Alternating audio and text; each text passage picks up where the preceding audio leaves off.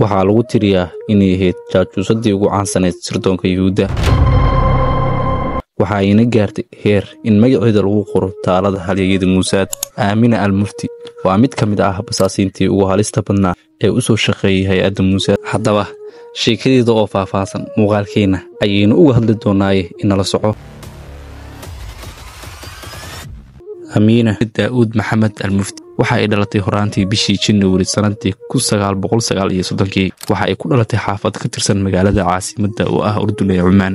waxa ayna ka dhalatay qoys muslimiin ah oo taajiriin ah. asal ahaan waxa ay ka soo jeedaa isirka Sarkisiyaanka kuwa oo 10 sano ka hor guuray degayna dalka Urdun. Aamina aabaheed wuxuu ahaa nin maalqabeen ah ka ganacsada dahabka. hooyadeed waxay ahayd qof wax baratay halka adeerkeed uu ahaa sarkaal ka tirsan ciidamadii boqortooyadii Urdun.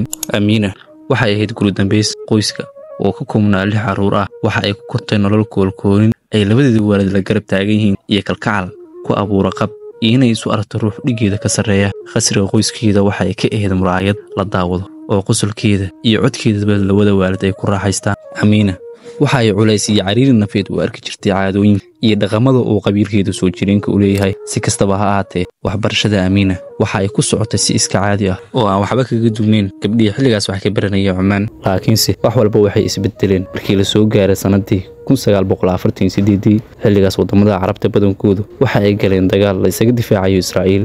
wixii waqtigaas ka dambeeyay waxaa dhacay dhacdooyin badan oo ay ka mid yihiin dagaalkii 48, dagaalkii Nakba, barakicii iyo qaxii Falastiiniyiinta. dagaalkii 1948 kadib qoysas badan ayaa ka cararay dhulkoodii oo magangelyo u doontay wadamada kale ee Carabta. wadamada ay Falastiiniyiintu u qaxeen waxaa ka mid ah Urdun oo ay Aamina ku dhalatay kuna barbaartay. Falastiiniyiintii dalkaas u soo qaxay waxaa ka mid ahaa wiil dhalinyaro Falastiini ah oo haaneed iyo heybad ahaanba soo jiidasho leh. wiilkaas Falastiiniga ah waxaa lagu magacaabi jiray Basaam iyo Aamina ayaa isbarteen magaalada Cumaan gudaheeda. way iska heleen kadibna xiriir jacayl ayaa u bilowday. xiriirka lamaanaha sanado badan ma sii jirin sababtoo ah Basaam waxa uu dul qaadan waayay dabeecadaha qalafsan ee Aamina.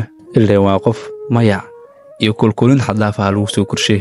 waxa uu dhibsay dabeecadaheedii ay ka mid ka ahaayeen kibirka, talsanimada, maseerka iyo istatuska. sidaas darteed waxa uu u qoray dhambaal oo uu sheegay in xiriirkoodu uu halkaas ku joogsaday, qof walbana oo calafkiisa meelaha kale ka degdegdo. Aamina in ay Basaam kala haraan waxay ku ahayd murugo iyo dhibaato nafsi ah. waxa ayna gashay xaalad cariiri ah waxayna arrintaas saameyn ku yeelatay guud ahaan habnololeedkeedii, gaar ahaan dadaalkii ay waxbarashada ugu jirtay. waxa uu bilowday marxalado ay ka buuxaan niyad jab iyo walaac xoog leh. waxbarashada dugsiga sare waxa ay ku dhamaysay si dirqi ah.